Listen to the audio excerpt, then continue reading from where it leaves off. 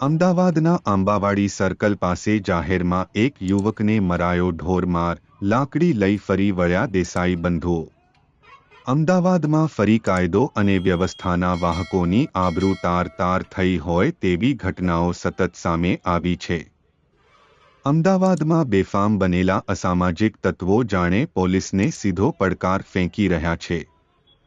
અમદાવાદના આંબાવાડી વિસ્તારમાં 4 શખ્સોએ લાકડીથી એક યુવકને ઢોર માર માર્યો હોવાની ઘટના સામે આવી છે।